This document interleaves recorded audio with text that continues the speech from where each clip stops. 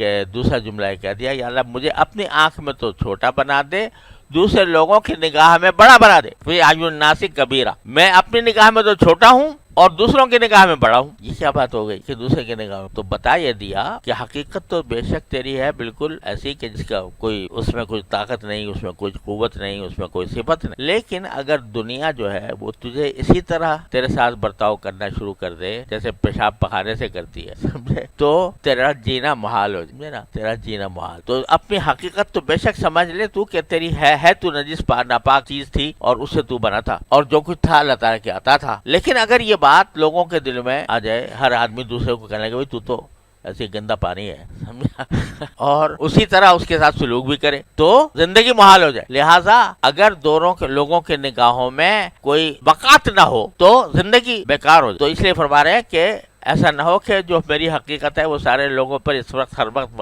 مستحضر رہے ان کو، اور کوئی مجھے گھونسا مارے، کوئی مجھے تھپڑ مار دے، کوئی مجھے برا بھلا کہہ دے، کوئی کر دے، سمجھا۔ لہٰذا مجھے اس کی بھی ضرورت ہے کہ لوگ میرے ساتھ بڑائی کا معاملہ کریں، مجھے بڑا سمجھیں۔ اگر یہ نہیں سمجھیں گے تو میں جی نہیں سکوں گا۔ تو اس لیے یہی وجہ ہے کہ تواضع تو محبوب ہے، مطلوب ہے، مقصود ہے، واجب ہے، لیکن اذلال نفس، نفس کو ذلیل کرنا، یہ محمود نہیں، یہ اس کا ہمیں حکم نہیں دی۔ نفس کو ذلیل کرنے کا حکم نہیں دی۔ نفس بھی اللہ تعالیٰ کی عطا ہے، سمجھے نا، وہ اس کی نعمت ہے۔ میرا وجود جو ہے وہ میرے باری تعالیٰ کی نعمت ہے۔ جب نعمت ہے تو اس کو ذلیل کرنا دوسروں کے سامنے، یہ بھی پسندیدہ نہیں، تذلیل کرنا نفس۔ اسی لیے دیکھو حدیث میں فرمایا نبی کریم صلی اللہ علیہ وسلم نے کہ اللہ تعالیٰ اس بات کو پسند فرماتا ہے کہ اس کی نعمتوں کے اثرات اس کے وجود پر نظر آئیں۔ ہے تو دولت مند آدمی اور خوب امیر ہے، امیر کبیر ہے، اور بالکل پھٹے پرانے لیترے پہن کے کپڑے پہن کے پھر رہا ہے، یہ بات اللہ تعالیٰ کو پسند نہیں ہے۔ کوئی سمجھے، کوئی بیوقوف یہ سمجھے کہ جب میں ہوں ہی بیکار اور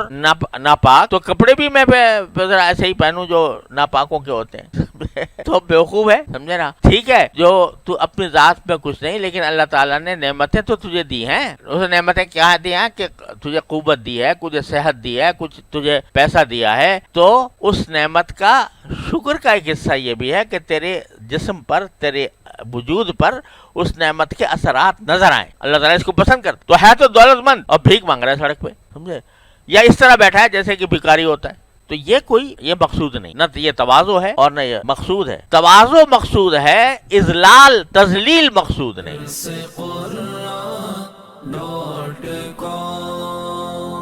www.darsequran.com